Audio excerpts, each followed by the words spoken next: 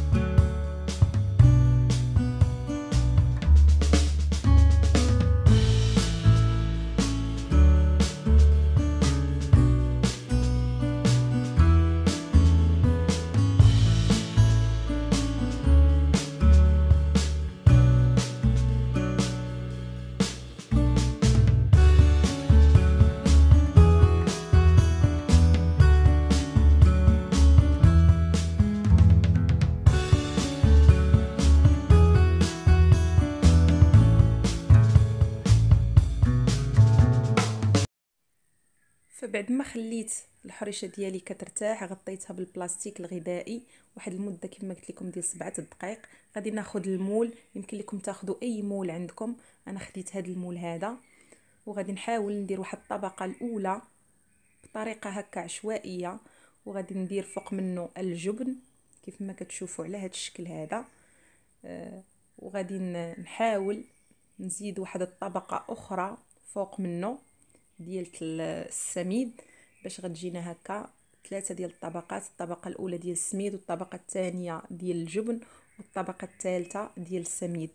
فانا فكرت في هذه الفكره هذه باش كتسهل عليا العمليه وكتجينا الحرشه ديالنا مقاده.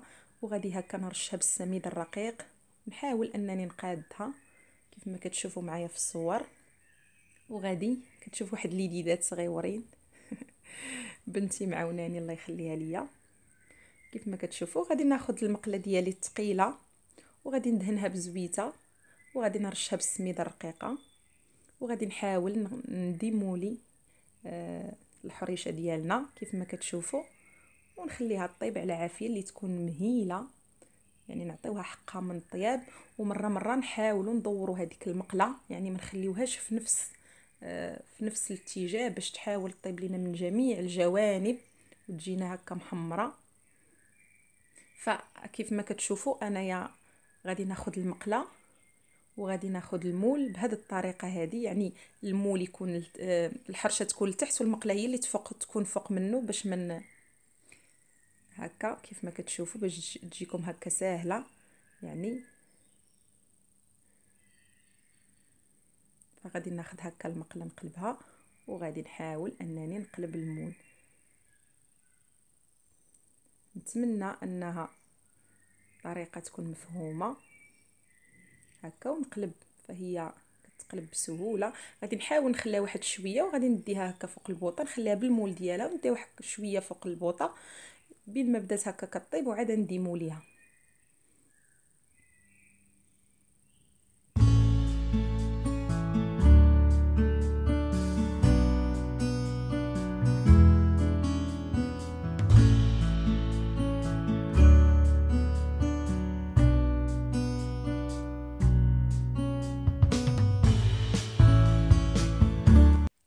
وكيف ما كتشوفوا معايا الحرشه بعد ما طابت من جويه بجوج، كيف ما قلت لكم حاولوا غير تبقاو تدوروا ديك المقله باش طيب لينا من جميع الجوانب وتحمر. كيف ما كتشوفوا كتاخذ اللون، كتجينا صراحه زوينه بزاف. نتمنى انها تنال الاعجاب ديالكم، وانكم تجربوها.